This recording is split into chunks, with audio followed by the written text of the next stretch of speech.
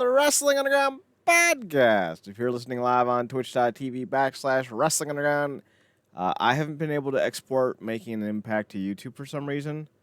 Oh, don't blame me. I'm trying. But it is up on downloadable form, so if you're not able to watch it on YouTube, go to realnerdcorp.podbean.com or download the Podbean app today and search Real Nerd Corp and start listening immediately. I am your host, as always, Chad Porto, and joining me is the glorious one himself, Marcus P. Green. I don't know if that's your middle name. I'm just going to keep throwing out random letters. The P stands for my friend's Barney favorite bread, pumpernickel. I'm playing. Pumpernickel's, with a nice schmear, pumpernickel can ride. Like, we can roll pumpernickel. It's funny because I've never had pumpernickel. I've only ever heard of its exploits as a bread. Better as a bread than as a female pro wrestler, I'll tell you what.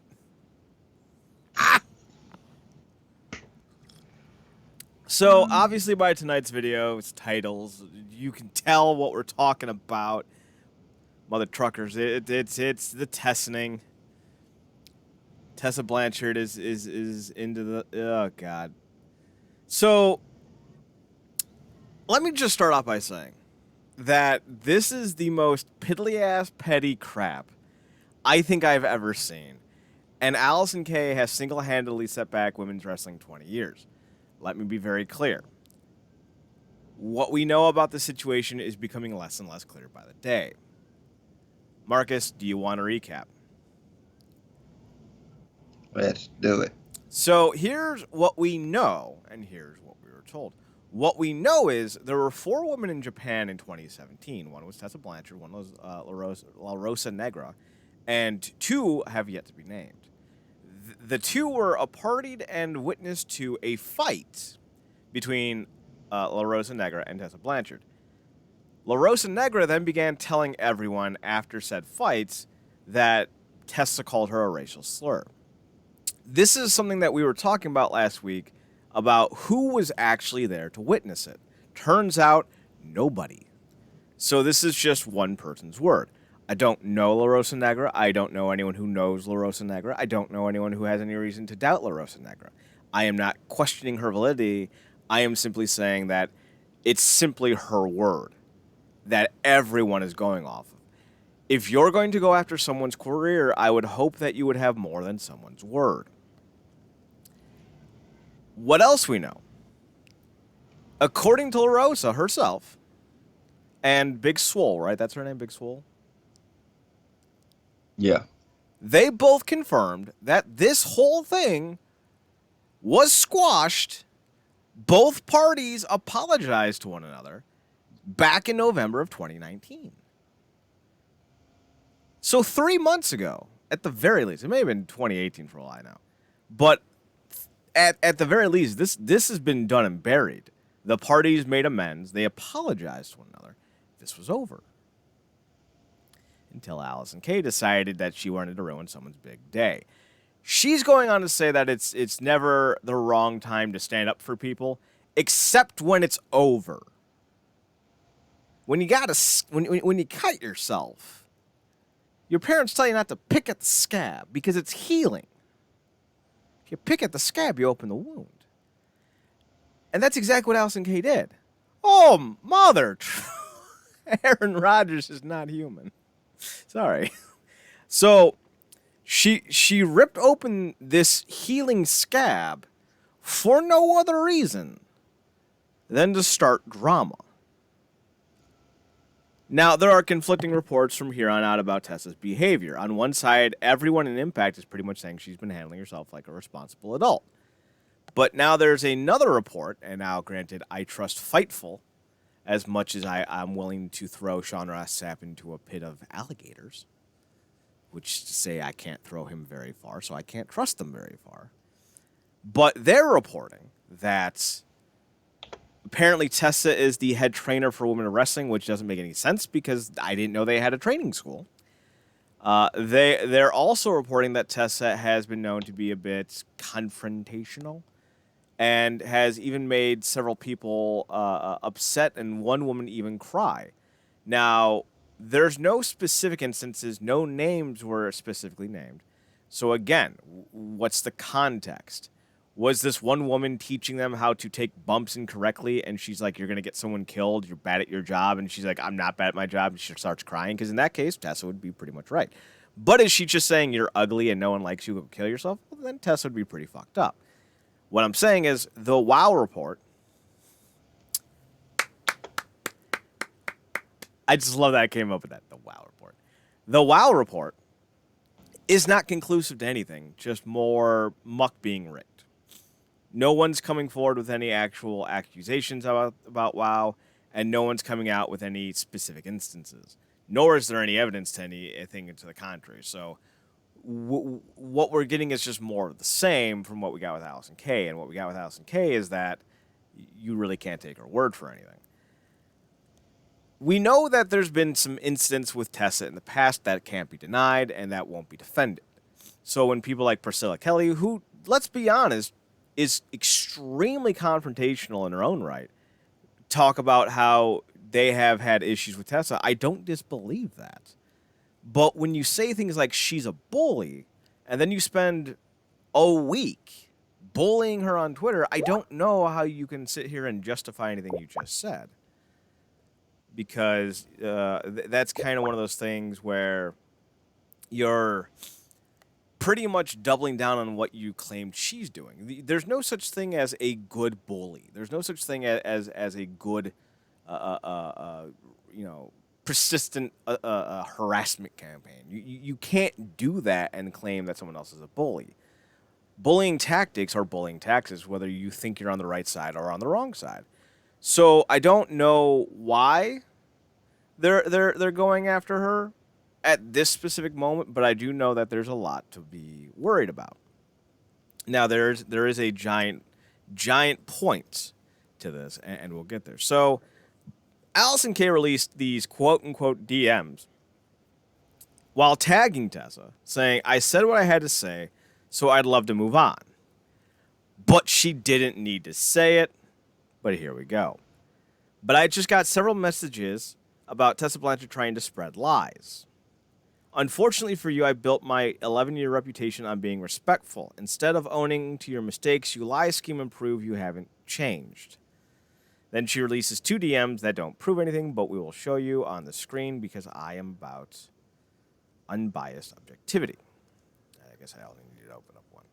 So the first one, and there are no names posted. So I don't know who this is. I'm trying to think. That looks to be 5 to 7 letters. It's like, I don't know, Kira maybe, Taya. That's 4. I can't count. But basically, blah, blah, just called me to ask for your number. She wants to talk to you. Apparently, Tessa is trying to dig up the dirt on you. She replies with, "Of course she is. That doesn't surprise me at all." The person replies with Claro. I don't know what Claro is. Just whatever. Just words. Because she was exposed to now she's like a fucking comic book villain who wants to get revenge. This is someone else. I don't know. Hey, blah, blah, blah. Are you close with Allysin? Yeah, what's up? And then a screenshot from someone like, I don't think this second screenshot is from Allysin. I think this second, she posted. I think this second screenshot was sent to Allysin by someone else.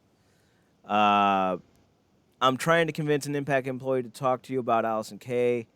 Apparently, she was a huge bully in TNA. He won't talk to me because the link would be apparent, but he is thinking of talking to someone else. Would you be interested? So this DM she got, this photo she got, goes on to say, "I think Tessa is trying to shop stuff to take her down." The person replies, "I'll give her a heads up. Thanks. For sure, the timing just seems off, and I've never heard of her being a bully from anyone." So, to clarify, Allysin Kay called Tessa Blanchard a racist because of a situation she wasn't there to observe, and now some random person is messaging some other random person guessing that Tessa Blanchard might be trying to get dirt on Allysin. There's none of this is actual evidence. This is all hearsay, and hearsay is not admissible in the court of law. And if we are going to butcher someone's career, I think we should at least hold ourselves to the standards of doing this judiciously. Let's do this like a trial. Is this evidence? No. Is this proof of anything? No. If you have proof of anything, show it. The only one who's come forward with any type of proof is La Rosa Negra, because she's the one who's advocating that it happened. Is she lying? Is she telling the truth? That is unknown. We cannot take that as a confirm or as a negative. We just know that she's the one saying something, so that is one possible point of evidence. Possible, but not confirmed. So we have now 2 DMs that don't amount to anything. We don't know who sent them. We don't know who sent the original accusation, because this is literally a game of phone tag. This would be no different than we'll call them Deep Ears. We'll call someone Deep Ears. Deep Ears calls Marcus and says, "Hey, Marcus, I got a scoop for you." And then Marcus says, "Hey, Chad, this dude just called me. His name's Deep Ears. He's got a scoop for us." That's a game of telephone, and that's literally what just happened here. For me to say that I came up with it, or that I know for a fact that the story that Marcus is giving me is 100% true, I don't. Because Marcus is getting it from a possible third-party source. That makes me a fourth-party source, at the very least, maybe even a fifth-party source. So there's no credibility in that. The only time there's ever credibility in an unnamed source is when they actually give you evidence and they're the source.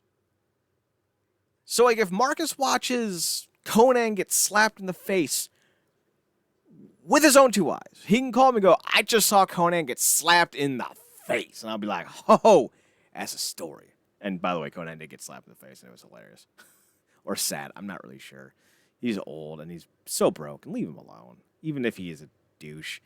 But anyway, these aren't fucking evidence to anything. They're not. And don't even come at me with the whole, "Well, you're an Impact fan, so you just don't, you want to protect the Tessa." I'm about truth. I want the truth. If Tessa did it, prove it. If Tessa didn't do it, prove it.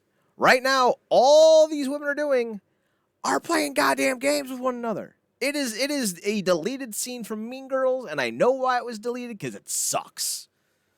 And because Amanda Seyfried wasn't playing with her boob. That's the best scene in that movie. I don't even care. If you've never seen Mean Girls, you know that Amanda Seyfried played with her boob in that movie. And that was the best scene in that movie. So what we have here is unsubstantiated rumors that Allysin Kay are turning into facts, because Allysin Kay doesn't care about truth or consistency. And I can prove that. But she goes on to say, this is one reason people don't speak up. It's also one of the reasons I felt I needed to be the one to do so. Except it was over. I have a thick skin. There's no dirt on me. I have a large platform and an amount of colleagues who would vouch for me. I'll gladly absorb this front line of idiocy to shield my friend. So she's doing this, Marcus, because she's a martyr. She's so brave. Lovely Allysin Kay defending the little people when it didn't need to happen.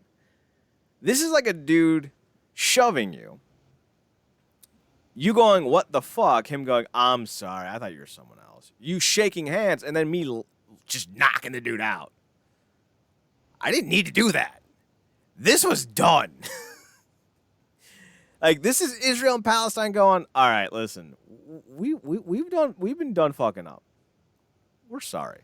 Cool. And then Iraq just throwing in like a bunch of like grenades into the mix, going, "Ha ha ha ha." Now you just kicked it up all over again for no reason. Like what's the point, Allysin? What are you trying to do? Because it's not working.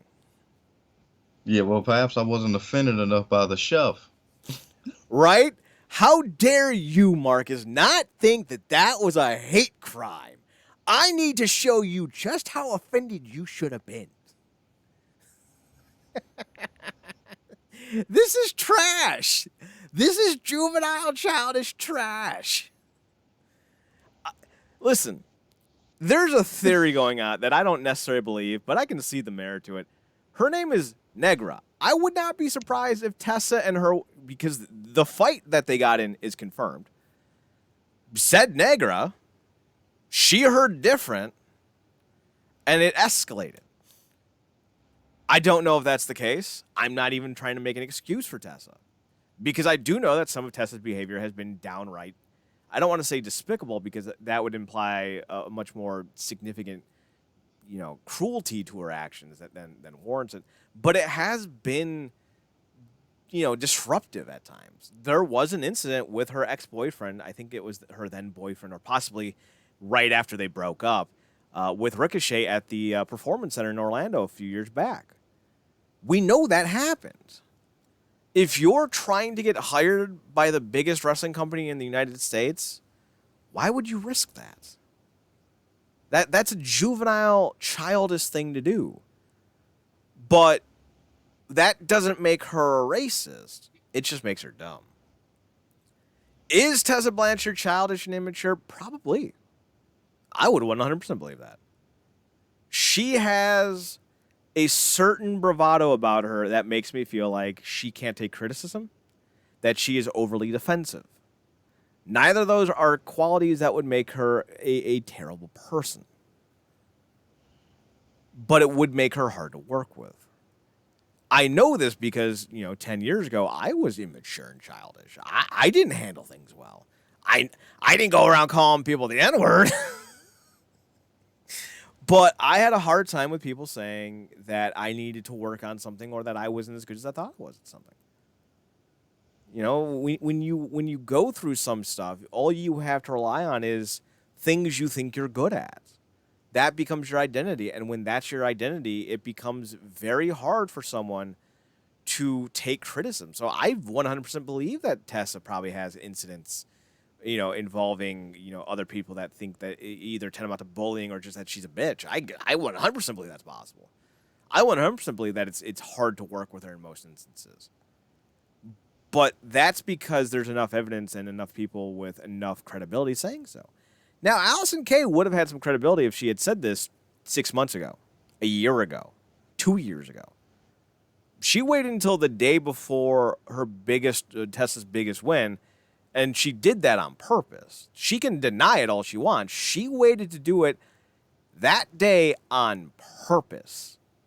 It was premeditated. It was thought out. It was, verified and checked off and approved. And then she posted the tweet. This wasn't a reactionary thing. She was hell-bent on starting something that either she knew was over or she wasn't in the loop enough to know anything about. And that's the biggest crime, I think, that Allysin Kay has committed here. If she is such good friends with La Rosa Negra, she knows that this incident is done. And that means she opened it up again for clout and to be some kind of internet hero. Or she's not that good of friends with her in the first place and just said this shit to start shit. Neither of these make her look good. And she can sit here and go, I have 11 years and people like me. And words don't matter. What you say does not matter. What you do matters. Actions will always trump opinions and fucking flowery words. What Allysin Kay did was reopen a wound that was already healed. Why? Because she hates Tessa. She downright despises her to the point where she's willing to start this ongoing feud that has engulfed so many conversation streams over the wrestling world for only one reason, because she wanted to expose Tessa, because that's how much she hates her. No one else was speaking up. No one, not even the woman who was the apparent victim of Tessa's verbiage, spoke up. And you can sit here and claim that, well, she was afraid of being blackballed, but it was because they didn't want to make this public. Because Big Swole already talked to Tessa. There was already conversations being had with her. So this was done simply to get clout. And I don't even like thinking of that as a realistic thing, chasing clout. But she's doing it. But she doesn't have a fucking leg to stand on. Marcus, I'm sure you have an opinion you want to inject. Yeah, I mean, well, like I said, Tessa does, as somebody who follows as a fan, she consistently tweets a lot of self-assuring things of either about herself and she's also tweeted several things about it, and I guess some form of empowerment about the women on the Impact roster or in the industry, just motivational stuff in general. So either, she's still kind of, seeing her maybe still hung up on that situation that happened and kind of just it's been building up until, that tweet was the last straw that Tessa sent about supporting women. And she just kind of, like, okay, final nail, I'm about to pin this chick to the wall. And that's whatever. But because of the climate we live in, we see this on with wrestling Twitter all the time. This stuff is gonna start firestorms. You gotta know it some way. Like I feel like and obviously this was something else we talked about, but I feel like you know, I don't think Paige took what Triple H said as hard as some of her all of a sudden Beyonce-esque fan base did. But I do feel like The it felt Beehive. probably, yeah, the Beehive, yeah, No, no, no. The P the My stream. hilarious, the My House Now crew. Um, but yeah, I do think it felt after everything she went through and all the criticism and everything and the shitstorm that she got when she was in the middle of it with all that stuff being released. I do think it probably felt, well, I would imagine it felt really good to have, even if as overblown as it was, this overswell of support for once. Mm-hmm. Because usually it's very easy to pick at her because a lot of times she sticks her own foot in her mouth. And it's easy to kind of shoot her down. But I'm pretty sure it probably felt good to have this overwhelming support. So in her mind, she was like, you know what, I'm going to just let them kind of do this. This kind of feels good. And it became a thing. And of course, we saw what happened. He, as per usual, the mob won.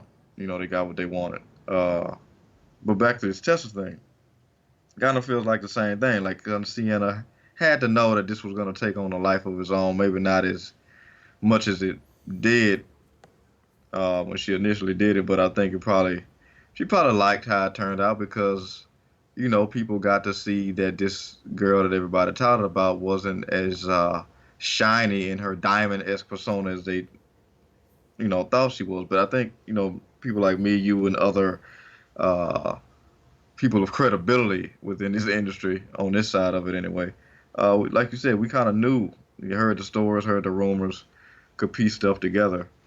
That she has had a bit of an attitude problem, maybe poor conflict resolution skills, it sounds like, in some instances. But the whole racism thing, and to be fair, Tessa hasn't necessarily helped a lot in this situation. Because, like I said, in this climate, being, tossed racist allegations at you, you would think that you would immediately, vehemently come out and deny those things, maybe admit to having an attitude problem, which a lot of people have behind the scenes. Right. I mean, we talk about freaking Orton all the time. He's probably still getting over some of that stuff. But the fact that she didn't vehemently come out and deny that, and kind of let some of this stuff go on, and then some of these statements that may have not been alluding to some truths or half truths, and then kind of just letting other people kind of form the narrative has not helped her case either. So, And 100%, like, yes, everything you just said is yes. You can't. That's the thing that really baffles me about all of this. Maybe I'm trying to formulate a train of thought, and I have like 1,000 things jumbled on top of it. There was a Jonathan Galecki interview. I think that's his name. He played. Why I just watched the first 6 seasons all over again. Why can't I not remember his name? He played Leonard Hofstadter on The Big Bang Theory. He was interviewed on one of the late night shows, and somebody asked him, when people ask you if you're gay, what do you respond with? And he goes, I don't, because it doesn't matter. And saying I am or I'm not only goes to further validate the question, and it doesn't matter, so I'm not going to answer it. I only can think of that rationale for why she didn't flat out say, I'm not a racist. the thought that if she addresses it and denies it, that gives it power. Now, that may make sense, but on Twitter, where everyone is looking for any reason to always destroy you, I don't know why you would comment on half and not all. Now, she did say that the allegations were completely false, but that was about it. So, and that was this follow-up tweet, by the way. That was the follow-up tweet to Chelsea Green. And by the by, Chelsea Green clearly doesn't have an issue with racists because she got that brother shirt on. Brother. So it's only an issue when you don't like the person, I guess. And that's an interesting segue there, Marcus, because hey, do you know who Allysin Kay's best friend is, or at least was for like a good decade? Ooh, tell me. Ooh, it's old N-word lover herself, Jessica Havoc. I knew that'd get a reaction. Allysin Kay's best friend for years was Jessica Havoc. Now, this is Jessica Havoc right here with the little hair, it's a little green, the big knee pad and big boots, and that's Allysin Kay, literally in her lap. And now I have seen other photos of them suspiciously close. I'm not saying there's some, women in prison vibes going on here. Some Orange is the New Black hookups. I'm just saying that they are far too comfortable with one another to not be best friends. Or lesbian lovers. Or at one point, lesbian lovers. They are very close. Or at least was. Jessica Havoc in 2011 had a bunch of tweets where she was calling people the N-word. Just go into town. And if you're so adamant against racism, you're so kosher with it, why would that be acceptable? Now, you can argue, different times. And when you think of the word, and apologies, right now, because I'm about to drop two words that aren't kosher, but I'm not calling anyone. I'm just using them because I don't want to be enslaved by the idea of being so PC we can't say the words. But in 2010, calling someone a quote unquote fag and calling someone quote unquote retarded was acceptable. It just was. Majority speaking, it just was. We no longer have that kind of leeway anymore. We can't do that anymore. You can't call someone that innocuously and get away with it. That's why I've stuck to the tried and true. You're a dork. You're a nerd. That's it. You hit them with those two, boom, you're good. Can't offend anyone. Because I think a dork is actually a whale's penis. Don't quote me on that. I was told that once. Don't quote me on that one. But in 2010, 2011, calling someone the N-word was still pretty unacceptable, socially speaking. That wasn't one of the words that was socially acceptable at the time. So, Allysin Kay didn't have a problem with it then. But, Chad, people change. Listen, I've said some dumb shit in my life. I've been a party to, responsible of, and observant for a lot of dumb shit in my life. We all have. Let's clear that one. I've never been okay since I watched, was it Boys in the Hood with Cuba Gooding Jr.? Mm-hmm. I saw that movie when I was like 9. And I realized the power of that word. I'm like, oh, shit. Probably shouldn't be saying that. I was 9. That was 1995. So this whole idea of, well, she was 22 and it was 2010. That was no, it wasn't. Not for that word. No. She didn't have a problem with that word then. I don't see her going out and saying Jessica Havoc's a racist. Now, I do have a sneaking suspicion that they are no longer friends.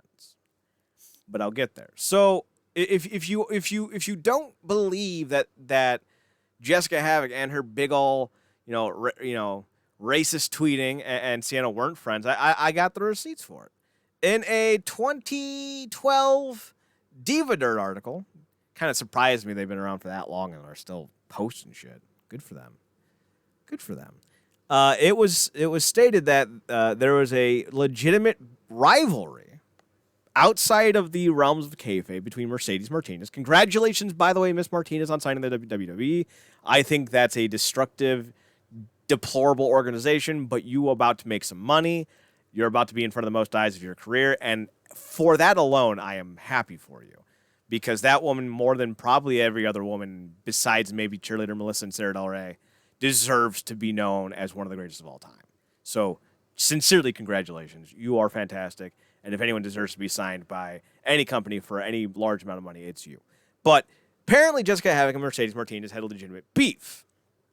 Allysin Kay and Jessica Havoc had a sneaking suspicion that Mercedes Martinez was, quote-unquote, too close to WSU management. Because it's always about booking preferential, right? It wasn't that Mercedes Martinez was the better wrestler than Jessica Havoc. By the by, she is. Mercedes Martinez is nearly 40, has a child, and looks fantastic, while Jessica Havoc has not taken care of herself in the corresponding 7 years, because this is what Jessica Havoc used to look like. Fairly fit. So Mercedes Martinez is a professional. So I doubt she was doing anything duplicitous backstage. However, the article goes on to say the pair, who are set to duke it out on title versus title for the WSU Spirit and World Championship at the company's 5th anniversary show on Internet Pay-Per-View. Remember when we called it iPay-Per-View, Marcus? I remember that. On March 3rd of 2012, have been caught up in a storm via social media networking site Twitter. This is how old this is. We had to tell people who Twitter was. Jesus Christ. On Twitter this week, after Havoc's WSU teammate and real-life best friend Allysin Kay vented about the backstage politics late Tuesday night. Kay's tweets have since been deleted. We're told this was at the request of WSU management, but with most things on the internet, once it's there, there's no trying to hide it. Several readers sent the tweets in question, which reference said politics in the lead-up to Havoc versus Martinez on March 3rd to Diva Dirt's tip line. They have a tip line. Marcus, do we have a tip line? Yeah, probably need to invest in that. Kay tweeted, "It's funny to see so-called vets legitimately threatened by rising talent, and I'm not talking about myself. Be mad at yourself and no one else. Some people need to get over themselves." Holy shit. 8 years later, and it's the same goddamn words. Some people need to get over themselves. Anyone who thinks Jessica doesn't deserve the spot she has is too far up their own ass to see straight. Jessica deserves everything she has and more. She deserves the WSU champion. Fuck what Mercedes thinks. Both Mercedes Martinez and Allysin Kay opted not to comment on our earlier story. When reached yesterday, Martinez cited that she's a private person, while Kay told us that she had said all she had to say on Twitter and in her Twitter posts. However, the third woman in the story, Jessica Havoc, did open up to Diva Dirt last night, speaking frankly and out of character to Diva Dirt in a phone call. Havoc admitted that there had been a backstage issue with herself and Martinez, and insisted that it's not a work to sell their internet pay-per-view bout on March 3rd. This writer, I don't know who it is, but this bitch just called her J-Have, and that broke my soul. J-Have told us on the phone that the tweets were 100% real. Following up on the tips that we received about Kay's tweets, we contacted the players at the heart of the story yesterday, Martinez, Kay, Havoc, and WSU management Sean McCaffrey, and all four agreed that there was no point trying to sweep things under the rug in light of recent tweets not being public domain, despite being deleted. It's a pretty smart move, too, given that there's still an internet pay-per-view to sell, and the personal animosity outside the ring, as well as a long blah, blah, blah, blah. So, guaranteed proof right here. Guaranteed proof that these two are best friends. And she goes on to say, discussing Allysin Kay's Twitter blast on Tuesday night, Havoc said Allysin is her best friend, and like best friends, they share problems. But J-Have wasn't aware that Kay had taken to Twitter. She's my best friend in this business. When I have a problem or I need to vent about something, just like you would, or your best friend, you're going to talk. I wasn't aware she was going to put these things out on Twitter, but that being said, I'm not sorry she did. This is 2 years after Jessica Havoc started dropping the N-word all over Twitter. Allysin Kay didn't care then. Marcus is what's thy name? Hypocrisy? Hypocrisy. Well, you know, this particular racist incident with Tessa was 2017, so the recent racism we must strike out against. Right, exactly. It's 5 years apart from one another, but Tess is a bully. Jessica Havoc's just a racist. Now, I want to be very clear. I don't actually think either woman is a racist. Unfortunately for Jessica Havoc, she's my piñata. And I'm smashing that piñata to get all the juicy little details out of it. So she's going to have to take the brunt of this tonight. I don't have any ill will towards Jessica Havoc. I think she's done enough in her career to recover from the 2015 outing of her racial epithets, if you will. But I'm also someone who believes in forgiveness, and if you're willing to put in the work, I think you can recover your image. And I always go back to the tried and true. Mike Tyson raped a chick. Found guilty. Never denied it. Dude has a cartoon now. Because he put in the work. He went to therapy. He found out that I think he's bipolar, and he went on medication. He's doing everything to make his life right. So I have no animosity towards Mike Tyson. Because he's redeemed himself in my eyes. He's done enough. He's paid the price for the crime he committed. Now, I'm not going to speak for everyone, and everyone's entitled to their own philosophies, but I think if you live in a world where you can't forgive someone, then you live a pretty sad life, and you're going to end up being very lonely, because people will always make mistakes. I'm going to make mistakes. But that doesn't mean you cannot come back from them. So I don't have any ill will towards Jessica Havoc. I don't have any ill will towards Tessa Blanchard. I don't even have any ill will towards Allysin Kay. My problem here, and my problem is always going to be, don't lie about the narrative. Because truth is so fucking important in this day and age. With so much misinformation going out there, you have to be clear with what you're saying. I will never again apologize for anything I put into words because I'm a writer for a living. And people were like, you mean... No, I didn't. If I meant to say something, I would have said it. Don't inflect what you think I'm saying because you want to justify your anger. What I said is what I said. What I said is what I mean. And what I mean is how I feel. But not everyone thinks that way. Allysin Kay does not have any real evidence about anything Tessa Blanchard's ever done. She has... Well, I shouldn't say that. I should say she has no evidence that Tessa has done anything racist. She may have been observant to her bullying someone or perceived incident of bullying. I don't know. I can't speak for that.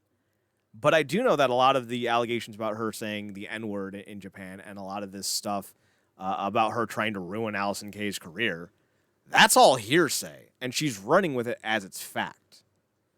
And that is a deplorable thing to do. You need to know what you're saying. You need to know what you're about. And you need to know that not everything you hear is substantiated and validated. The number of stories I've been told in my life about people in the wrestling industry that I can't verify would shock you. From owners of indies allegedly covering up date rapes to violent assaults backstage. I can't tell you who or what is involved because I can't prove it. And if I can't prove it, I'm not going to share it because I'm not going to be a party to someone's vendetta. And if you don't think people lie to get revenge on people, you are naive and new to this world. We just saw a story like, what was it, 3 weeks ago? A 16, 17-year-old girl in New York, I think is what it was quote-unquote kidnapped on the street in front of her mother, and the mother's freaking out. She goes to the cops. They set up all this search. Turns out it was a giant hoax that the daughter instituted in order to get away from her mom. That's possible, but lying about something's not? What? The depth people will go to get their way would astound so many people. I'm flabbergasted by the whole thing. I'm flabbergasted that people are willing to take anyone's word at this point without evidence. This isn't just about Allysin Kay. This is about Tessa, too. Tessa's not done anything to dissuade the accusations against her. And if I'm a party of an incident and Marcus is a witness there, and somebody goes, Chad did a racist thing, I'm going to be like, no, I didn't. Marcus was there. And Marcus would be like, no, you didn't do anything racist. It was super offensive, though, but it wasn't racist. And I'll be like, thank you. I'm an asshole. I'm not a racist. But there are two people who've seen this fight, who were there when La Rosa Negra and Tessa Blanchard got into a fight with one another. Neither of them are verifying or denying what happened. Those are the people I want to hear from. Those are the people that will really put a definitive twist on the story that we'll be able to verify. But everything with Allysin Kay is just hearsay. And she's running with it like she's some kind of Joan of Arc. Like that she's done something so profoundly amazing that she's going to be a martyr and she feels goodly about it. But that doesn't make any fucking sense. So if you don't believe the WSU article from Diva Dirt, we have more. We're going to get through these real fast, and then we'll turn it over to Marcus. So this is from a post from 2015, from June 2015, talking about Jessica Havoc's whole, racial controversy. This will come off as totally alien to the post in this thread, but let me tell you that the Jessica Havoc of today is a really kind, sweet lady. She, Allysin Kay, and their friends are the coolest people. They make time for me every Shimmer weekend, and it's always great times. Now, of course, he goes on to say, disappointed, blah, blah, blah, but when you start having conversations about people who are, always at shows together, that re-solidifies the friendship they had. Oh, by the by, they were a tag team for a long time, and then they were rivals for a long time in WSU. And I know that doesn't sound like it would be a lot, but usually the people who have the longest feuds are the best of friends.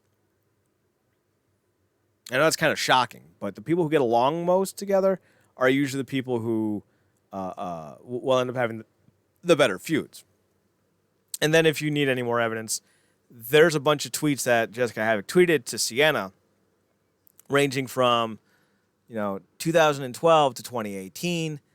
But the interesting here, Marcus, is every single tweet that Allysin Kay tweeted has been deleted.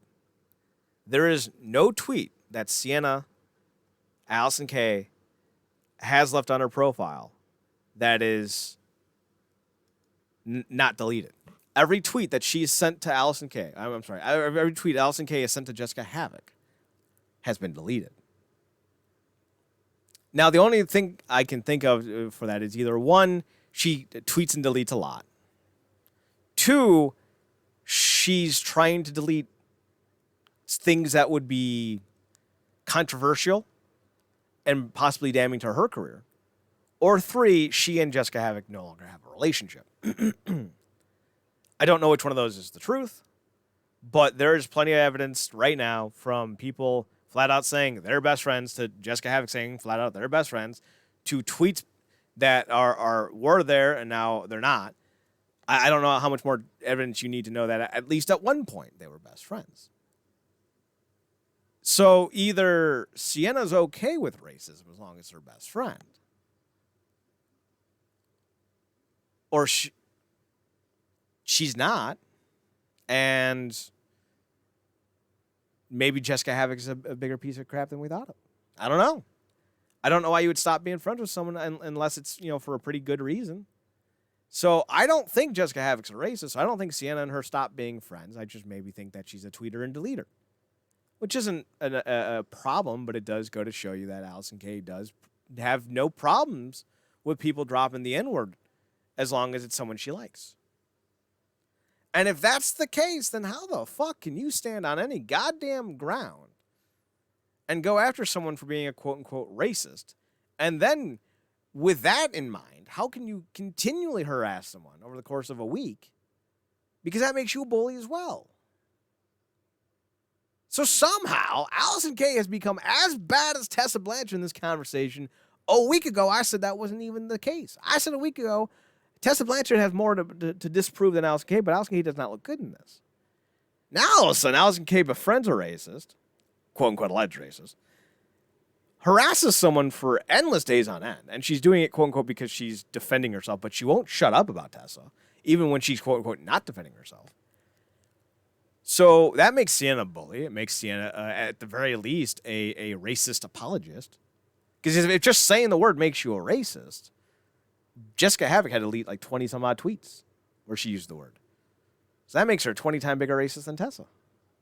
Marcus, does that math check out? You could all say that again. I said if you say the word once and that makes you a racist, being Tessa, and you tweet it out 20 different times, being Jessica Havoc, does that make Jessica Havoc a 20 times more racist than Tessa? Does that math check out? Yeah, on a simplistic scale, yeah. I mean, He's 20 times consistently more racist than Tessa. and that's if you want to subscribe to that theory. Now, if you don't subscribe to that theory, if you don't subscribe to the theory that Jessica Havoc's a racist, then you can't subscribe to the theory that Tessa Blanchard is a racist. If just saying the word makes you a racist, then there you go. Because I'll tell you what, I knew a family. Marcus, you know these. You've probably seen these folks on TV. They're always well-dressed. They always use their manners, but never in a polite way. Like when they say, sir, please, thank you, ma'am, excuse me. It's always with the uttermost condemnation. There you go. Always with the most volatile and unruly kind of attitude behind it, like sir. Like why you being like that? Like why you sing it like that? You know those people, Marcus, and they're usually white. Let's be honest. Those are usually your out and out racists, the ones who try to come off, as super, respectful, but the tone of their voice tells you otherwise.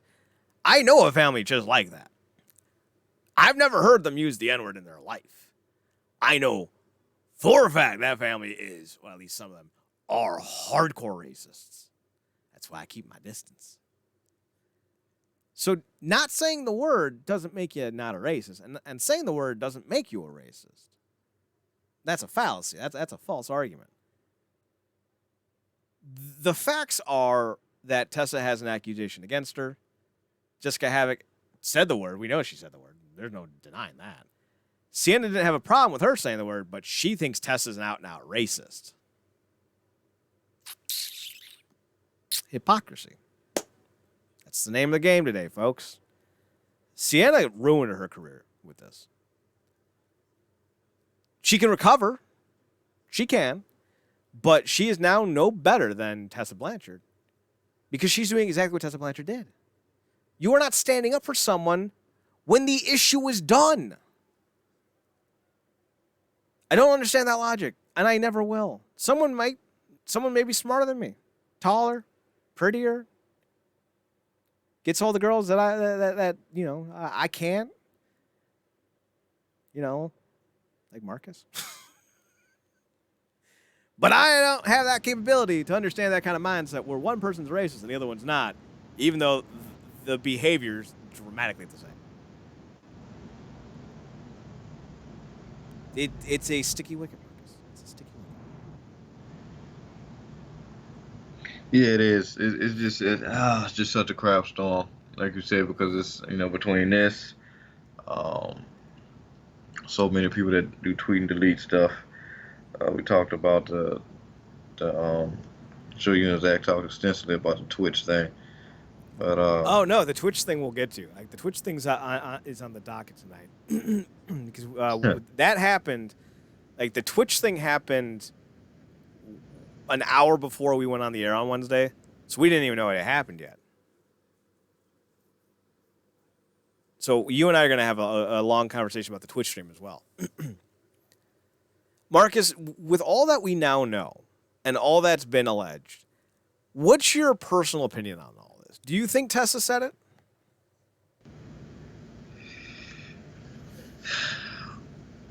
I think there's a good possibility she could have. I mean, I don't doubt it. Yeah, and because again, we talked about it. Them heated moments. Mm-hmm.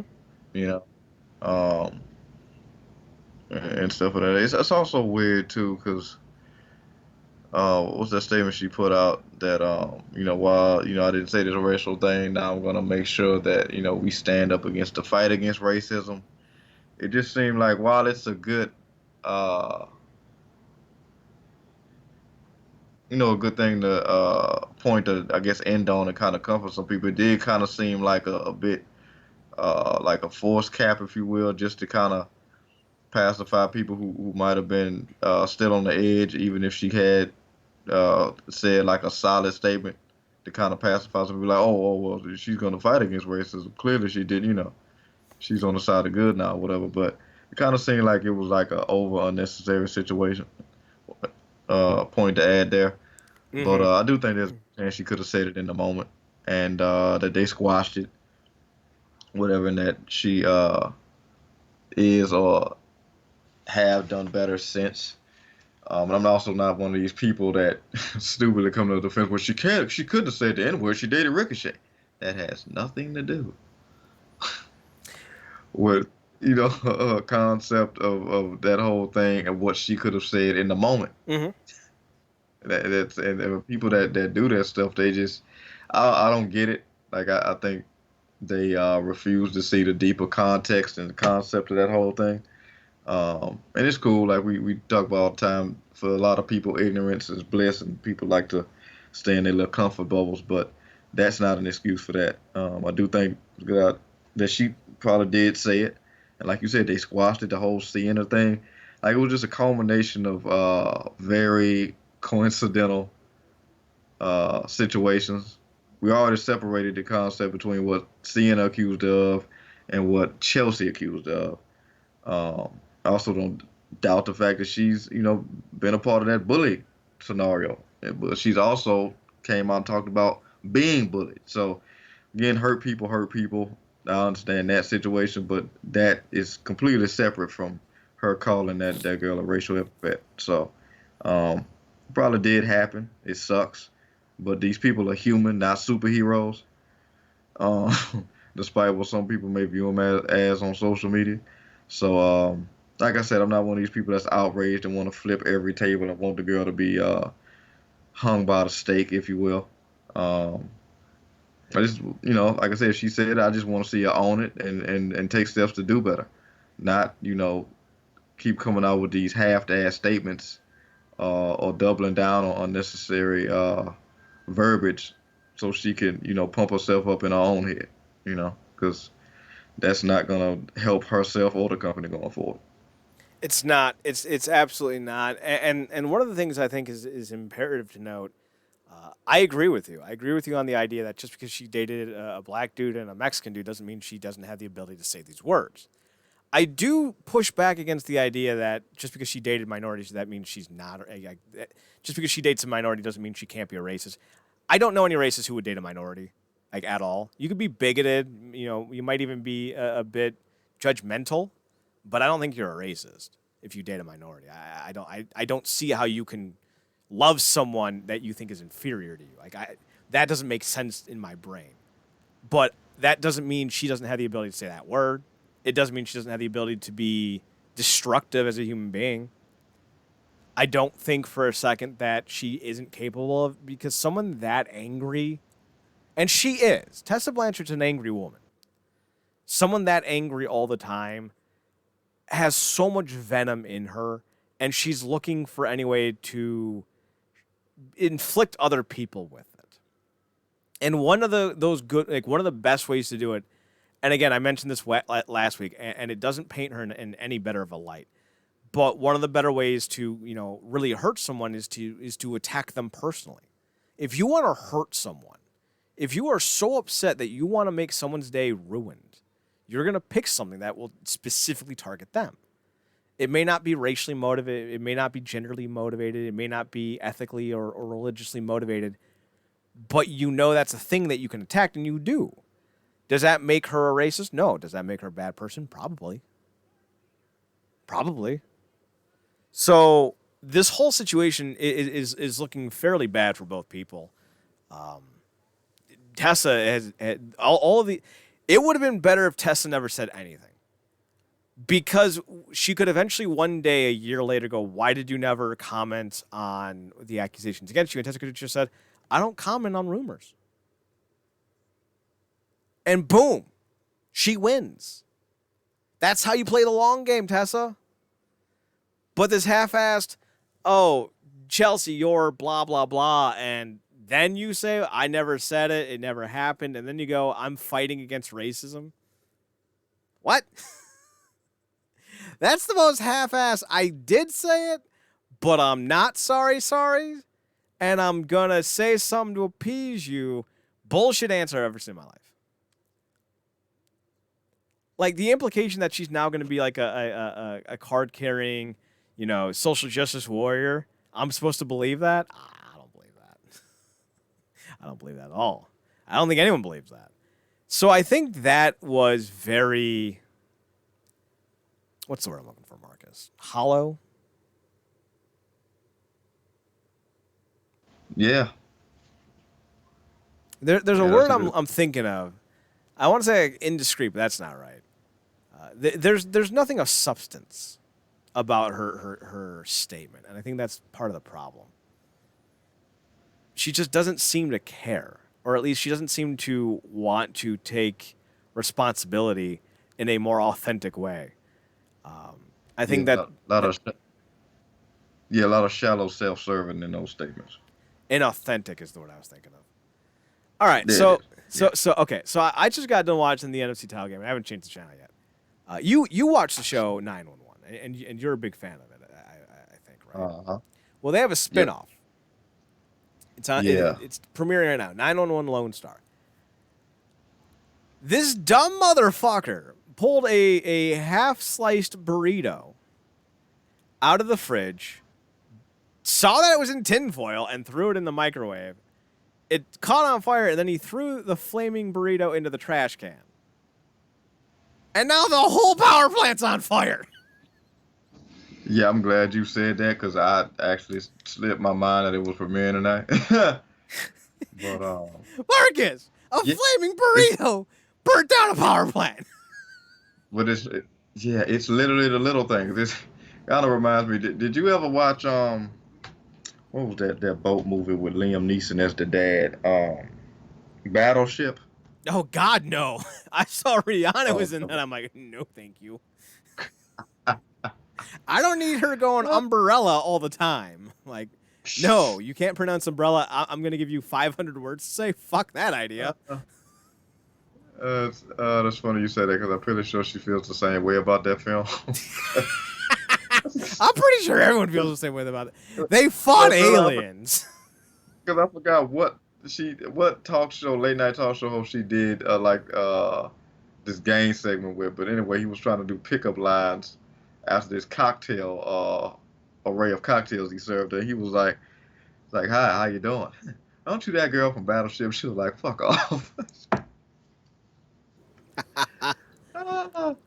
Ooh, I'm liking who this call girl, not call girl. I'm sorry, dispatch. I'm liking who this dispatch girl is.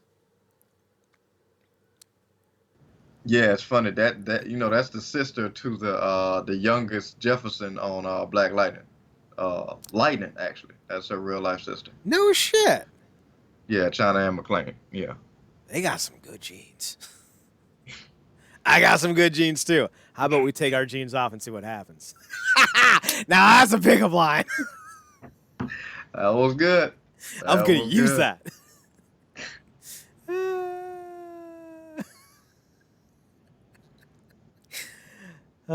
So here's my final take on the Tessa-versy. Tessa doesn't get off the hook.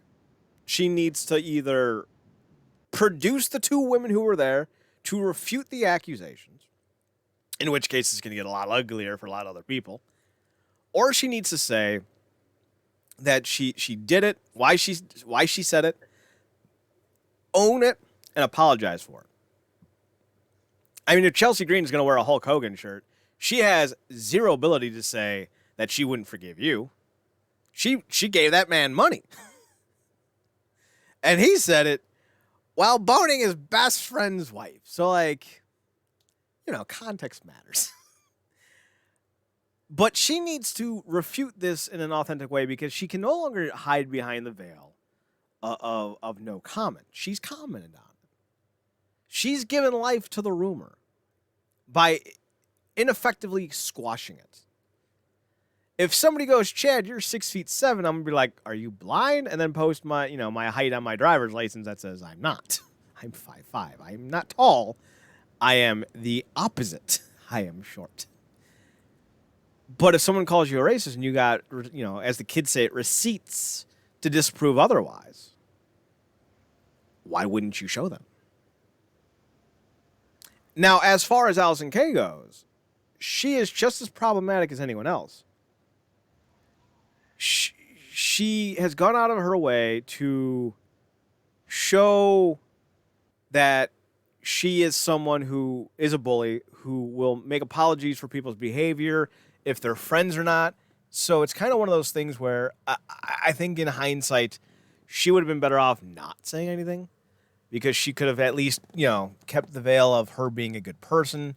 I think it's fair to say Allysin Kay is not a good person because good people don't rip open wounds that are already healed for no reason. They do it because they're trying to hurt someone. That's why every guy I ever known goes, I hate when my girlfriend brings up things that we thought about a year ago. Because you're only bringing it up to hurt someone in that case. And that's exactly what Allysin Kay is doing. She's not a hero for being a bully. Like if Harvey Dent puts his minds back together and becomes one singular person and Big Bad Harv is gone and he's no longer the psychotic dude split by, a dual personality. And Batman still beats the shit out of him. Batman's not a hero because he beat up someone who's already made amends. He's now the villain. So neither woman looks good in this. And for La Rosa Negra's case, I do hope those two women come out and take her side. Because otherwise, whatever career she had in the States is over. So this is a big situation now that was a lot bigger than it needed to be, all because Allysin Kay wanted to play hero. So now 3 careers are on the line that didn't need to be. And no one has any evidence to prove who's lying and who's telling the truth. So y'all are, well, I should say more specifically to Allysin Kay and Tessa Blanchard, y'all fucking up, shut the fuck up, and start acting like professionals. Because you're giving every bigot and male chauvinist all the ammunition they need for why women shouldn't be at the top of the card. Now, that's unfair. I admit that. But I'm not a chauvinist, and I don't know how to stop chauvinists from thinking this way. But women are in a precarious place in the wrestling industry where they're finally getting main event slots, and here you are having this unnecessarily big rivalry, this big spat on social media, and it's not doing the things you think are doing for one another. You're harming the movement, not helping it. And I don't think they're realizing that. And I think that's the biggest issue with all of this. Yeah, and really, you take a real hard step back and look at even just in entertainment in general when these people be going back and forth with each other on social media. Like, what is that back and forth on social media for? A lot of you folks, I was going to say twits, but folks, y'all got each other's numbers. Mm-hmm. Like, so if the energy that is to believe in these tweets is real, wouldn't you want to like send that directly to them, like to their phone, or give them a call? Like, what is this for? Like, is this for us or this for you? Because if it's on social media back and forth like this, is for us. But then a lot of times we get these exchanges and you delete them. So, like really, what is this energy even real? Because if it was that pissed off, I mean, she saw Tessa lob it at Chelsea. Like, you real talking a lot of stuff on here right now, but you have my number. So if you feel in a way, you can literally call me and give me that energy, but you want to bring other people in so they can pile on me because you don't feel like, you got too strong of a leg to stand on. So, let me bring in the wolves on this, the sheep, if you will, so I can, do this mob thing. But again, like I said, it always comes off dumb. If if you or me needed to squash something, we have each other's phone numbers. We're not finna do no stupid exchange on Twitter. For what? I mean, we're gonna do stupid exchanges on Twitter, but they're gonna be hilarious, brother. Brother. brother. Wait, I mean brother. I cringe when Hogan says it now, but that Shawn Michaels skit 100% fine with. I love when he says it because at this point I'm looking for any reason to double down on the brother meme. Like if Hogan literally just comes out one night on Raw and went brother and leaves, best promo ever. I tell you one thing: if they have New Day host Mania again, and they open the show in the ring, and Hogan comes out, oh, this is gonna be gold. God damn. And actually that's a really interesting. I'm glad you brought that up because the New Day allegedly walked out on Hulk Hogan during their apology during his apology to them. I think is that what it was? Did they walk out or did they just not accept it? Yeah, I think they wasn't buying what he was selling. But they still had a conversation afterwards. Hogan still talked to all three of them allegedly. But they didn't make that shit public. I mean, I think eventually Big E did. But like a lot of it was they wanted to know if Hogan was truly authentic in his apology. They didn't feel he was. And that's kind of why there's that feeling between the four of them. But I think they went about it the right way. Now, I think Big E eventually commented on it publicly, and I don't know if I would have been okay with that if I was in that group, but I'm not a member of the New Day. I'm not Hulk Hogan. My opinion is really irrelevant on that one. But, look at how they handled that, and look at how Tessa and Allysin Kay are handling it. I'm not going to sit here and say that the New Day Hogan situation was handled as perfectly as professionals can handle it, but comparatively, that's like a masterclass in 101 in how to handle interpersonal conflict at work compared to what Allysin Kay and Tessa Blanchard are doing. They fucking dumb, man. Oh, by the way, the Royal Rumble's in like 2 weeks. Yeah, that should be fun. If for no other reason, it's basically a big ass gauntlet match with Brock being number one. I just hope, and I mean this sincerely, I just hope Brock throws everyone out of the ring. Yeah. But by the way, apparently Cain Velasquez let it slip that he's in it, so old joy. I'm not surprised. And you know what? I'm gonna go out on a limb. I know this is gonna. Maybe it won't shock anyone. I am 110% down with Brock Lesnar and Cain Velasquez at WrestleMania. If they want to have Cain come in at number 30 and throw Brock Lesnar out, I'm down with that. I think wrestling needs more realism, and you don't get more real than two of the baddest world champions in the heavyweight division in UFC history. It makes more sense than Rey Mysterio trying to do it. Yeah, I mean, we know that was a foregone conclusion. We all love Rey, but we knew the fix was in. Remember when Rey was on that board, strapped in, and Brock picked it up and slammed it against the ring post, and then Rey fell on his face? Was that him or Zach Gowen? Oh no, they both did something. Rey was strapped to a. I forget what the term is. It's a board designed to protect people from further aggravating neck and spine injuries. It's a hard stabilizer board. Yeah, it's a stabilizer board essentially, and he was strapped to it. Brock picked it up like it was a goddamn wiffle ball bat and swung it on the ring post. Oh yeah. Zach was on a stretcher. Brock jumped him, and then he was in a wheelchair, and Brock pushed him down the stairs. Oh yeah. Bully Brock Lesnar was the best Brock Lesnar. It's funny hearing Zach talk about that story because he said his grandma got up in Brock's face and backstage afterwards. Which I would probably pay to see. I might actually pay to see that. But Brock being in the Rumble does create a lot of unique scenarios because what happens if he wins?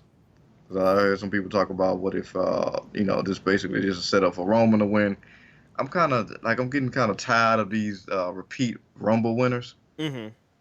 It's lazy to me and it doesn't create a lot of things when Vince is just gonna put somebody like Roman regardless to whether he's in the Rumble or not.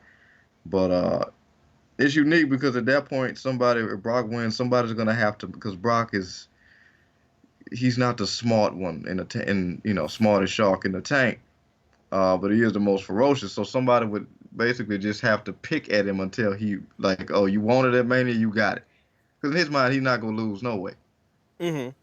Having somebody chase him is 100% plausible. But who knows when they go that route? What I would like to see and what I think may happen, because we've seen it before, like they do the thing like they make Brock the big show of the match and he gets a bunch of finishers and he's stunned. And then the last person to hit a move is Kofi with a Trouble in Paradise and he flies out the ring. He sends Brock out of the ring to get some measure of revenge for that 5-second molestation he saw. Oh, God damn. Your choice of words. I mean, anything is possible. I think if Kane is in Velasquez, I think if Velasquez is in the match, you do Velasquez and Lesnar at WrestleMania. But I also think that they're going to do Reigns Wyatt at WrestleMania. So it's very possible Reigns does win the Royal Rumble again. And honestly, like I'm never going to be a Reigns guy, not with this current kind of persona. Like the Superman punch is dumb. The cock into the wrist is so dumb. The chest vest is so dumb. But if you like him, you like him. That's fine. I'm not going to sit here and criticize you for who you like. If you're going to do him winning the Rumble again, just don't do him versus Lesnar again. Like, goddamn. I don't need to see what would that be? A third encounter? A fourth encounter? Fourth encounter between these three motherfuckers. Like, two motherfuckers. Like, I'm good. Because it was, what was it? WrestleMania 31? Then I believe it was WrestleMania 33. And then WrestleMania 34. Am I correct? Yeah, for him and Reigns. Yeah. Yeah, because I mean, there was the one where he got Seth. Yeah, he got Seth, and then the following one was that the one he won? Did he lose one time? He lost once to Brock, I think. I'm on 33. I'm gonna scroll down and see, because these shows have been so bad. I don't bother remembering anymore. Roman Reigns defeated The Undertaker at 33. So maybe it was 32 that he got his rematch at. Click on 34. Click on 32. So 32 was Triple H versus Reigns. 34 was 2018. So this might have been the one he lost. Brock defeated Roman Reigns at 34. So that would mean that Brock beat Roman Reigns at 35. It was the feud no one wanted. Baron Corbin, Triple H. Roman Reigns defeated Drew McIntyre. Nope. So maybe it was SummerSlam? But yeah, apparently Brock and Reigns fought twice already at WrestleMania, and Reigns lost both times. I don't need to see another go with these guys. Let's see. SummerSlam 2018. What would you like to see as the two men's world title matches?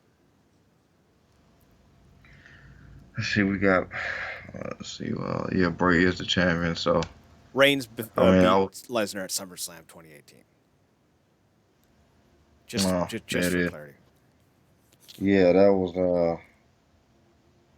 I mean, for me, let's see. You got Bray, so I guess maybe a Bray Daniel program, but that's weird because I mean, yeah, but the Rumble, the very victory of the Rumble negates the brand split of it all. So, well, seemingly Bray versus Bryan. I mean, if they could hold that type of energy that long. And for Lesnar, like I said, I kind of want some fresh blood in there. and I doubt they'll pull the trigger. But I would like to see him versus McIntyre. Ooh. You've always been a big McIntyre fan. Yeah, I mean, I got more so of a fan. I mean, I kind of dug him when he initially came into WWE and stuff because he had just a certain way about him. Of course, he came in literally as got endorsed by Vince, so that surely helped him on the card. But definitely got a big fan of him once he left, and obviously we saw him rise in Impact. And he's just one of those talents. Like he's being severely wasted. Like it's night and day what we see. Because people complain about Impact all they want to, and then it's their right to do so. There is stuff to complain about, but it's night and day from what you got from somebody like Lashley and Galloway at the time, and Impact and what you're seeing with these guys now. Like they were actually treated like credible talents that they are, and actually were in the world title picture and world champions. So regardless the spotlight they in now or how much money they're getting, they're basically in the same boat as somebody like Mojo Rawley to me. No shot at Mojo, but we know where he is on the card and his position in the company. And while we may see those two more, one because can't let go of a good crappy marriage storyline in this company, but yeah, everybody's kind of on the same level of suck, and because of that, there's no real credible opponents for Brock, which is why he's entering the Rumble. So, but I think Galloway is somebody that looks the part and certainly can wrestle the part, but they gotta build some credibility, and the Rumble is a quick way to do that. If they were to do 3 months worth of work where McIntyre was dropping everyone with a Claymore kick, you could easily set it up where like the story could be Drew doesn't have a chance, but he doesn't have a chance unless he hits the Claymore. Like that's it. It's basically the Conor McGregor conversation. Well, Conor's only got a left hand, so if you start to do that narrative with Drew, he only has that right kick. That's all you got to avoid. But he starts dropping everyone with that right kick. Yeah. You can build that story. Like that's a great angle. Yeah. But the most obvious was already mentioned, Booby Lashley. But Booby's starring in a PG version of Blacked, so version of Black. The funny thing is with Drew, I kind of view him like pork roast. Marcus, do you like pork roast? Yeah. I do not, but I see its merits. I would rather have ribs or no pork at all. But it's kind of that thing. Like I can see his merits. It never clicked with me. He's my meatloaf. I don't like meatloaf. I can't tell you why I don't like meatloaf. I just don't like meatloaf. Oh man, I love a good meatloaf. But I get it. Yeah, and I get it with Drew as well. But he is one of those guys who, they really could pull the trigger on. Just so many, talent on that roster. I mean, Buddy Murphy's going to get some spotlight because they're lumping him in with this Seth faction now. So hopefully he can garner something from that. But other than guys like Seth Reigns and much like the women, they only toss it back and forth between Charlotte and Becky. Really, they allow Sasha to have something when they're in the mood for her. But other than that, it's mostly a toss-up now between Becky and Charlotte, and of course Ronda whenever she comes back. And is that even true though anymore? Like Sasha's been nothing more than Bayley's hip ornament at this point. Yeah, it's funny you bring it up because I was thinking about it. I was watching SmackDown. And I was thinking to myself, I'm like, you know what? I wonder if that's by choice, because only they know what they really suffered going through those tag title scenarios. Mm-hmm. So it's like that situation, like, you take the spotlight now, and then, once you've had your run, I'll get it after you, but I'm not going to try to put myself in a position to knock you off because we both know what we've had to go through, together. So I can just back you for now, and then the roles may switch down the line. That could be it. But for the most part, she has been, they basically botched her return because they didn't let her get the victory over Lynch. when she was hot. And now, like you said, you're right. She has been Bailey's hood on her, but I think she probably prefer that because, like I said, they got the shaft with those tag straps, and I mean they're on what the Kabuki Warriors now, which is the most relevance that they have. But for the most part, they don't really mean as much. I mean, they may be slightly above the 24/7 title, but that's not saying much. So I was about to ask you very sincerely, who even is the women's tag team champions? Is it still the Kabuki Warriors? yeah. Wouldn't fucking know it. The never open weight 6-man tag titles have more prestige than those goddamn fake ass white belts. Ugh. You Oh had the man. perfect idea to do a women's tag team division, and you fumbled it. Those belts are irrelevant. I would say the 24/7 title has more relevancy than those women's tag team titles, because at least with the 24/7 title, you're getting Ron Killings at his apex. He's the only reason to ever watch any segment. And he's been that reason since goddamn 2012, 2013, 2011. And I want to go on record as saying this. When he was doing his feud with John Cena, I was not impressed. And the reason was because they just threw him into it. There was no build-up. But in hindsight, I can easily see that the little Jimmy stuff, arguably the most relevant and hilarious pieces of content in WWE for 3 to 5 years in that time range. Especially when Daniel Bryan kicked little Jimmy out of the ring and Ron Killings ran to his rescue. That was great. I fucking love that shit. But like Ron Killings has definitively proven to me that he is the most entertaining aspect on that show. And the only thing that I wish for him was if he could find a way to go kind of Colt Cabana and be a comedic wrestler, but also be seen as a serious competitor. Because the man is the first ever NWA Black World Champion of the NWA. So, you know, I would like to see a little bit more kind of respect towards his accolades and credibility, even if he is still kind of doing the comedy bit, because he's great at comedy. Like he's got great timing. That whole like WrestleMania interruption. When I climbed that ladder, Ron, what are you doing? You're not even in the match. Oh, my bad. Like that's gold. That's gold. That's so gold. Oh, I loved it. I loved it so much.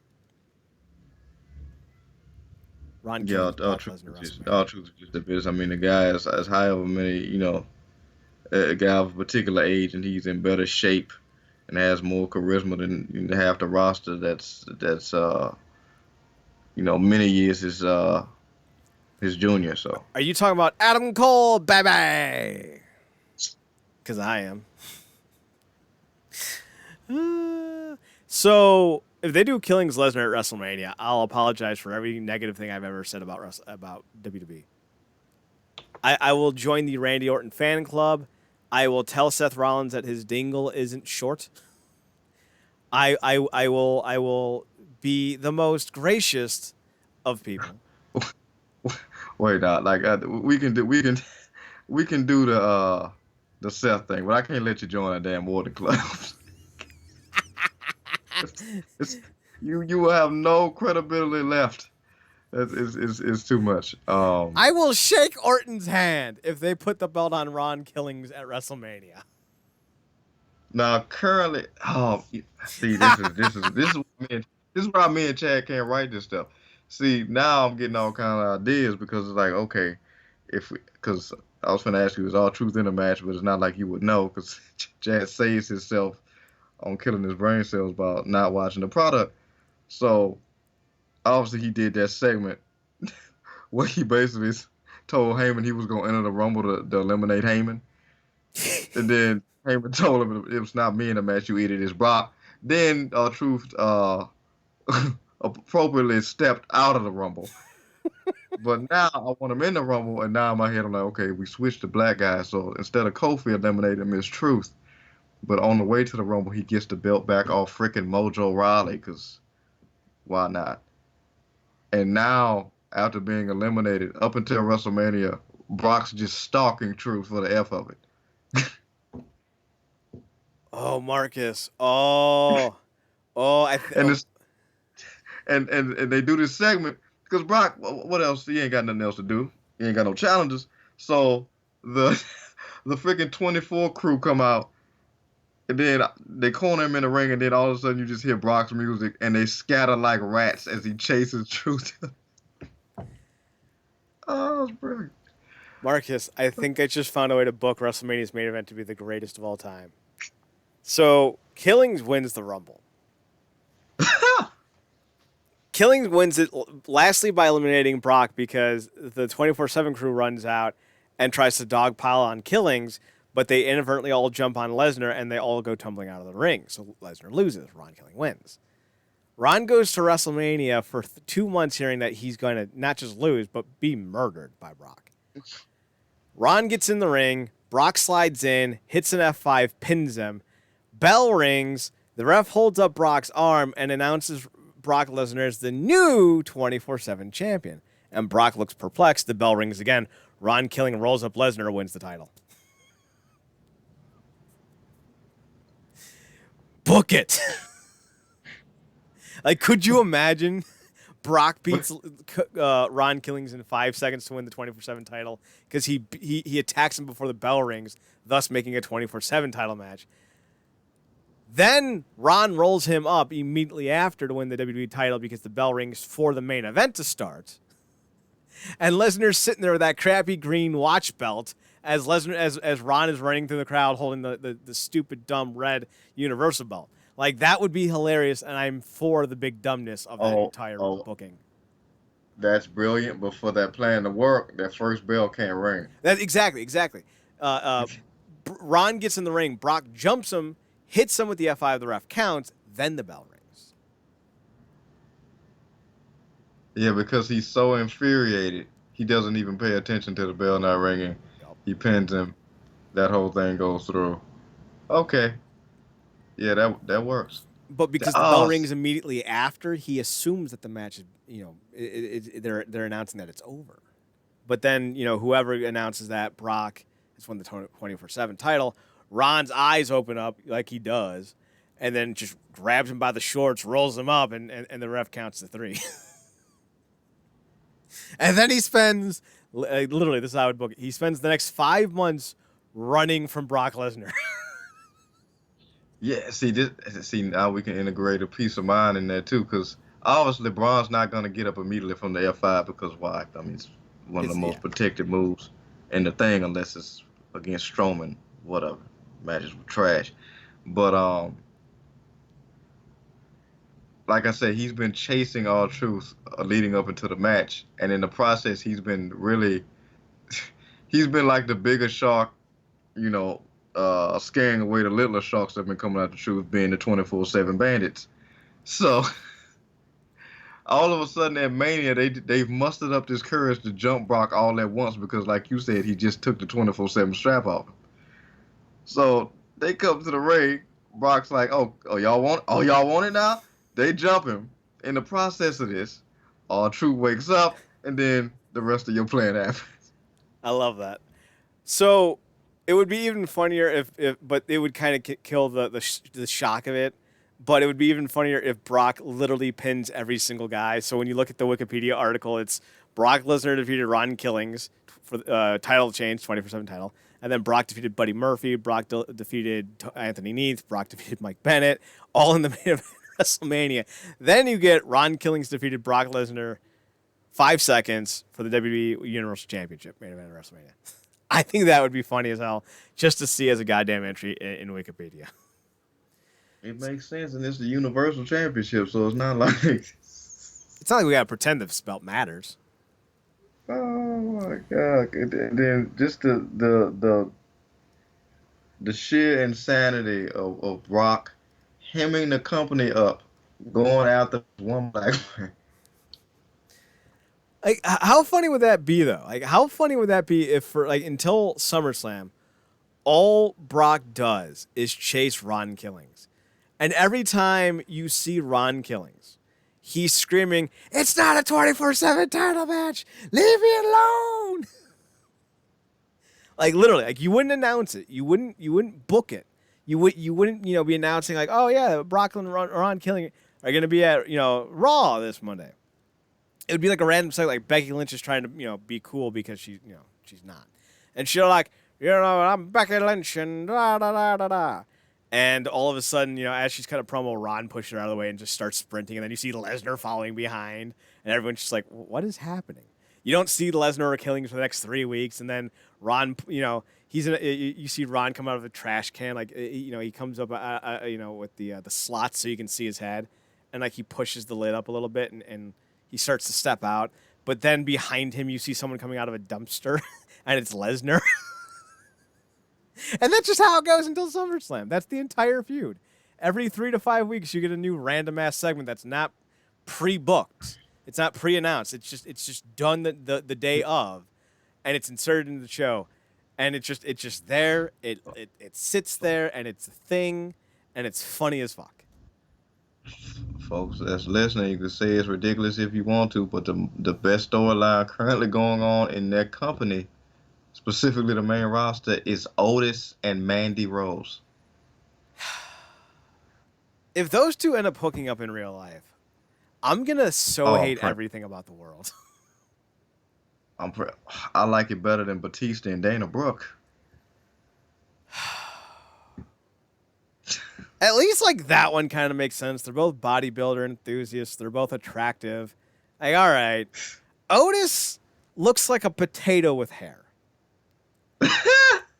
He does have these weird type of eyes. Yes, he does. If he were to hook up with Mandy Rose in real life,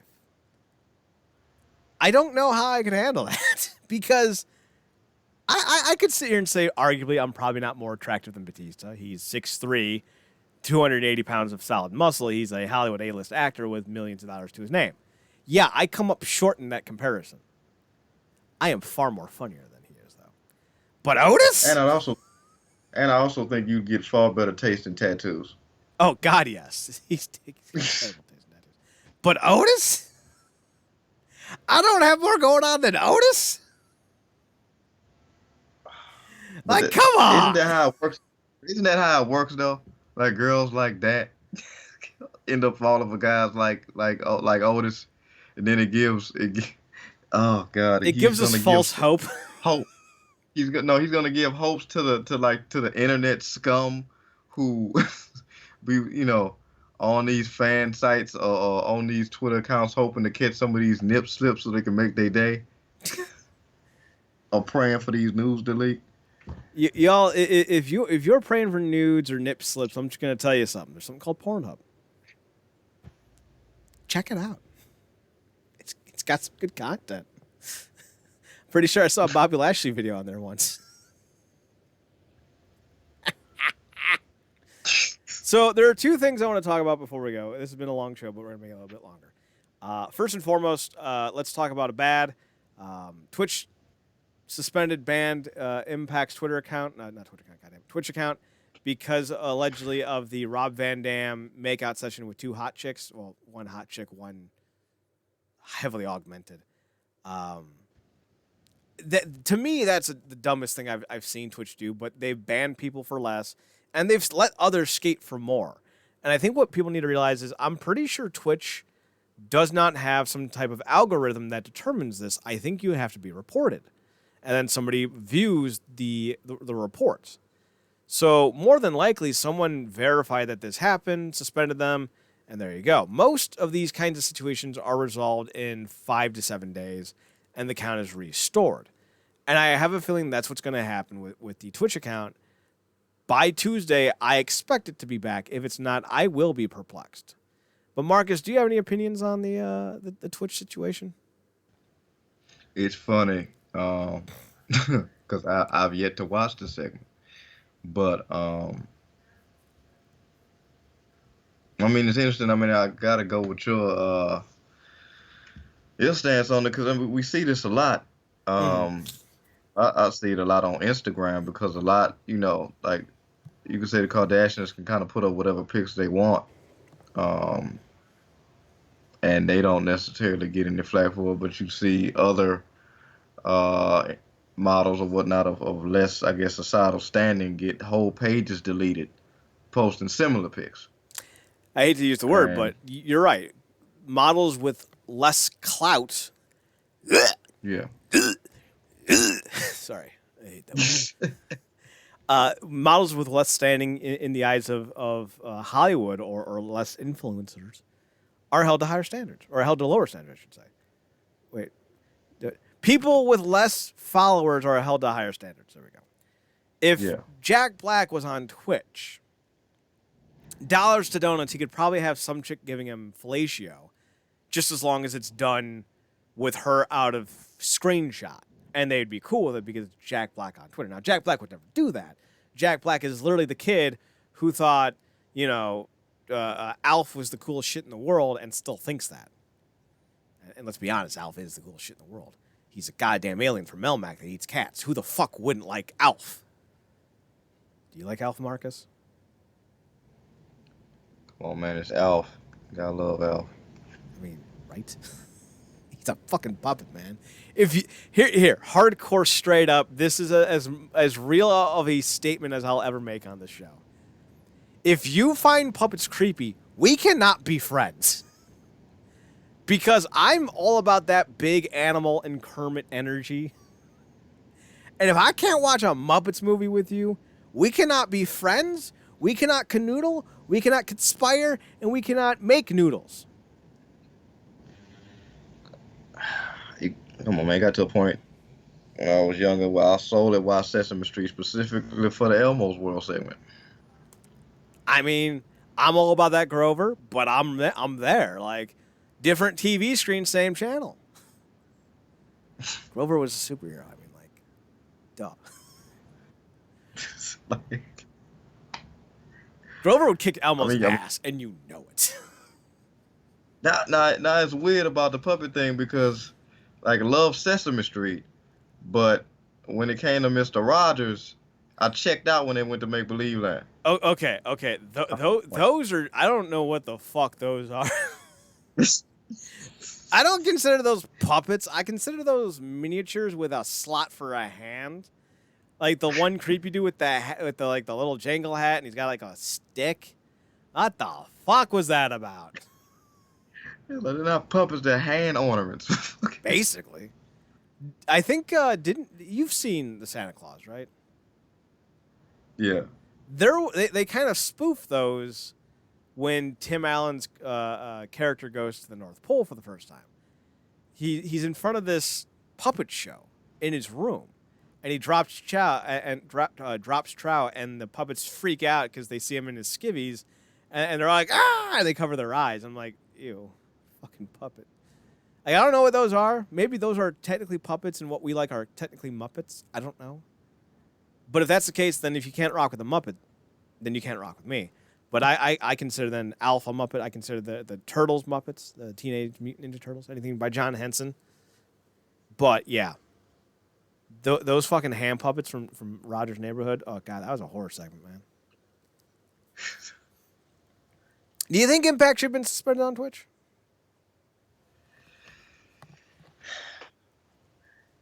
Like I said, I haven't seen the segments, so I don't know how far they went, but a lot of times, and specifically because Twitch is one of those that's like a gaming like a hub for gamers, right? And Yeah. like how many instances didn't they have like this did you hear that story about the girl who I guess tossed her cat Yep. or something, and then they had somebody put up a video of a girl doing something similar or worse to her animal, and they didn't do anything about it. So, it does feel like they are one of these platforms like they got their picks and chooses and doesn't monitor it as heavily as they should themselves. They wait till somebody that gets caught in their feelings to report somebody. Mm-hmm. And in that regard, they're not gonna keep that same energy. They know they shouldn't have been taken. Now they have punished big viewers in the past or big streamers in the past. There's a guy, I think his name is Dr. Disrespect. I don't watch Twitch streamers outside of like one or two. So like I don't know who the fuck these dudes are. But he's apparently like a big name on Twitch. He live streamed something at a convention. And he took the live stream into a public bathroom. It is illegal without consent to film in a public restroom. So he was suspended from Twitch. That's a felony. I have a hard, and he was brought back to Twitch after about a week or so. I have a hard time believing that they would bring back a dude who committed a felony, as opposed to Impact, who showed 2 women in bikinis. You know, like there's got to be some logic here. Like, you cannot sit here and tell me that sexual nature is worse than committing a felony. So, that's why I wholly expect them back. But yeah, they are going to be down for a week. I don't expect this to hurt their partner status, so we'll see what happens. But some good news, lastly, despite me kind of not caring about them anymore, the good folks at AEW have successfully landed a 5-year extension with TNT. Obviously, shows can be canceled, but just because you can be canceled doesn't mean you are likely to be canceled. TNT has faith in AEW's numbers. They are consistent enough to make a logical observation on what they can do long term for you.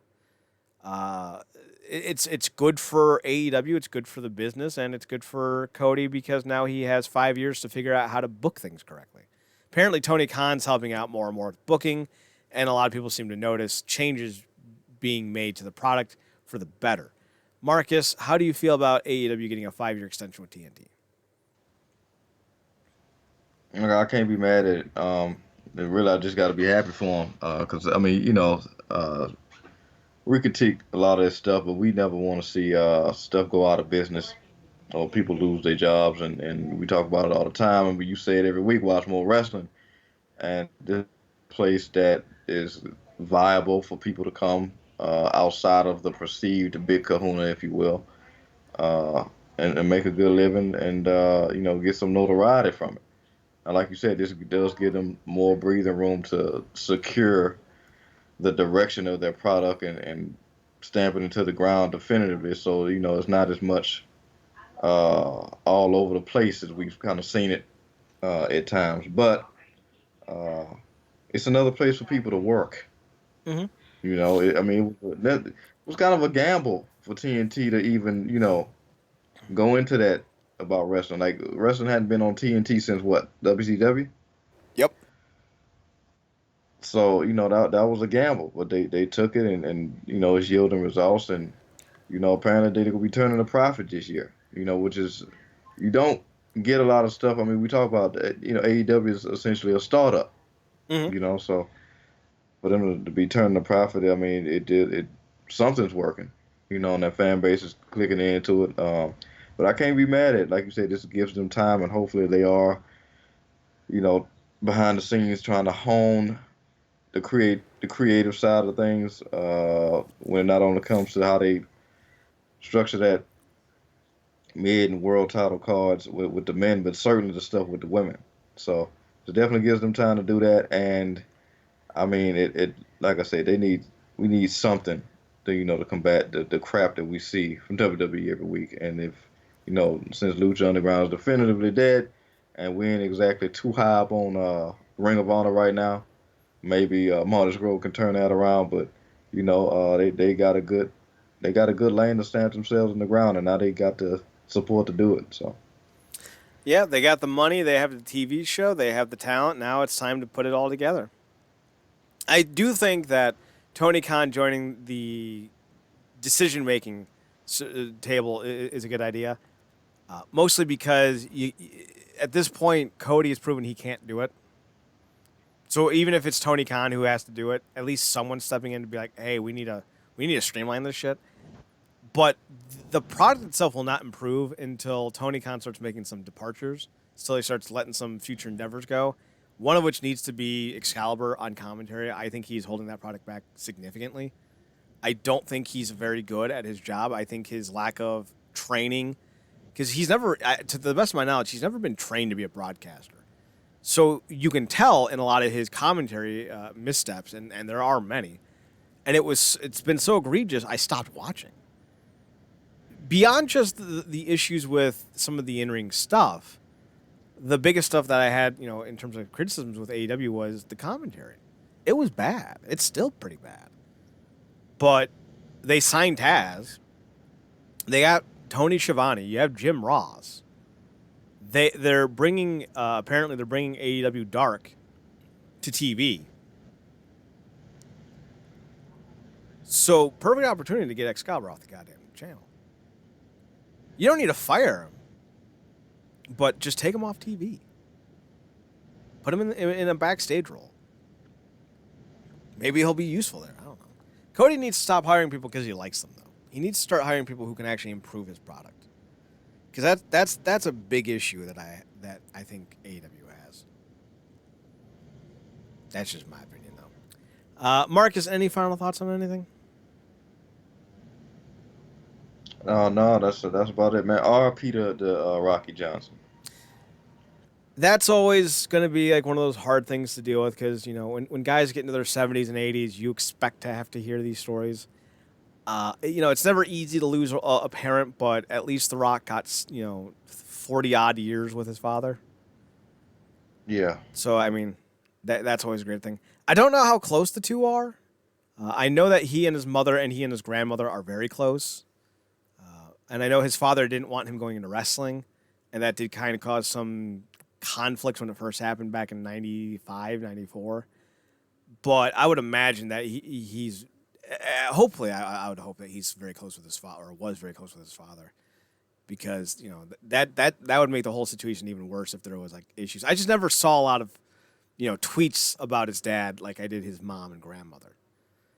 Maybe he did, I don't know, but I just hope that when he passed, they were on very good grounds, because that's the hardest thing, is when you have someone that you wish you were closer with or had a better rapport with or maybe had a falling out with and you wanted to make amends, to not have that possibility. That's got to weigh. But to the best of my knowledge, I'm sure that they were fine and it had a good relationship. But still, like, losing your pops at any age has to be hard. But at least you had all those good years, hopefully. That's the solace. Yeah. So that's all we got today. RealNerdCorp.com, RealNerdCorp.com. If you want to follow us, you can follow us on Twitter at NERDCORP. We're on Instagram at RealNerdCorp, RealNERDCORP. We're also on Twitch.tv/WrestlingUnderground, Twitch.tv/Comic and GameCorp, YouTube.com/The Wrestling Underground. And we have a YouTube account for our Comic and GameCorp site, but you have to Google it because we don't have a URL yet for it. So, yeah. Marcus, your personals, you can be found on Twitter at ParadoxKid, ParadoxKid. That's me. You can also find him on his occasional podcast, The True Penny Show, at True Penny Show on Twitter, TruePennyShow. And you can find me on my personals at Chad Nerdcorp, ChadNerdCorp on Twitter, and Chad's Photo Hut, ChadsphotoHut on Instagram. Links to all of these accounts are on the website at RealNerdCorp.com. Your one-stop shop for all things us. So for Mark Screen, I'm Chad Porter. Thanks for tuning in. Thanks for checking us out. Thanks for giving us a chance. And as I always say, remember to watch more wrestling. Marcus, take us home. Good night, me.